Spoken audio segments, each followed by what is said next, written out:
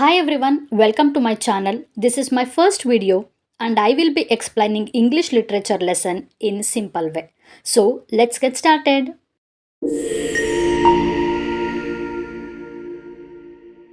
In this video, I am going to explain the summary of Death in Venice by Thomas Mann.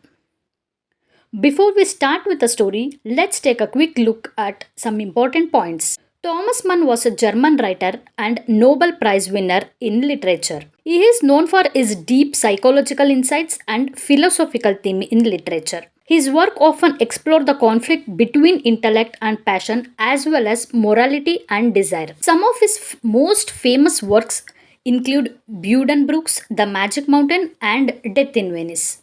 Death in Venice is a novella first published in 1912. Novella means a short novel or long short story. The story follows Gustav von Aschenbach, an aging writer who became infatuated with a young boy named Tadzio while visiting Venice. Let's break down the summary step by step. Our main character is Gustav von Aschenbach, a famous German writer. His life is all about discipline, no distraction, no pleasures, just pure focus on literature. He believes in a self control and strict routine, maintaining this even in his 50s. But suddenly one day, something changes. Aschenbach is out for a walk in Munich and he sees a strange red haired man there. This man looks like a traveler from a faraway land. His fairy hair, sharp eyes, and intense expression make him seem almost demonic. Aschenbach feels uneasy, but at the same time, something awakens inside him a deep longing to escape. He decided to travel to Venice. Aschenbach reaches Venice, one of the most stunning cities in the world. He checks into a luxurious hotel on Lido Island and starts enjoying the sights. The city is warm, peaceful, and filled with life. But then something happens that changes everything.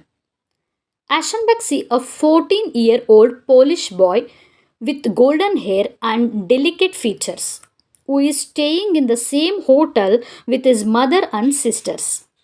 The boy looks almost divine, like a statue from ancient Greece. Aschenbach is mesmerized.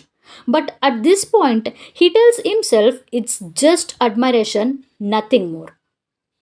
One day, Aschenbach overhears someone calling the boy by name Tadzio. That's how he learns who the boy is. But here's the most important thing, he never actually talks to Tadzio, not even once. But Aschenbach starts following Tadzio everywhere, the beach, the hotel, the streets. He watches every move the boy makes. The serious, disciplined writer is slowly losing his control. This entire obsession happens in silence. No conversations, no introductions, just Aschenbach secretly watching. His artistic admiration slowly transforms into dangerous obsession.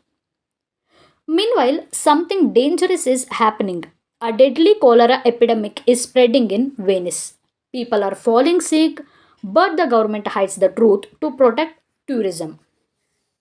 Aschenbach overhears rumors that the disease is getting worse. He has a chance to leave. But does he? No. He stays for Tadzio. At one point, Aschenbach even tries to leave Venice, but when his luggage is misplaced, rather than seeing it as an inconvenience, he sees it as a sign that he should stay. This marks the moment when his obsession takes full control of him. Aschenbach not only stay, but he also tries to look younger. He dyes his hair, puts on makeup, and changes his appearance just to feel worthy of Tadzio. But his body is weak and disease is spreading fast.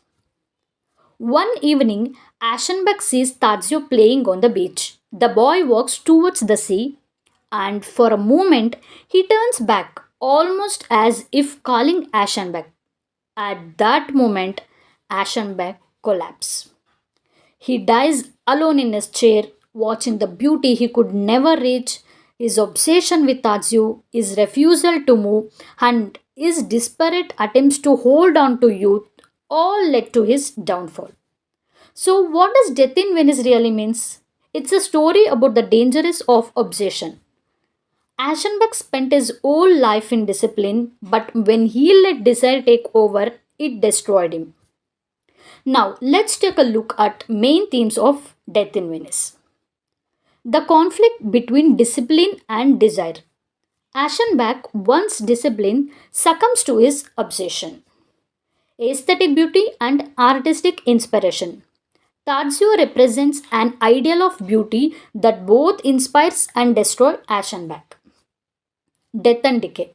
Repression and homoerotic desire. Aschenbach's feelings for Tadzio are never evidently stated but are central to the story. So that's the summary of Death in Venice. If you enjoyed this breakdown, don't forget to like, share, and most importantly, subscribe so you will get notifications for future videos. Thanks for watching.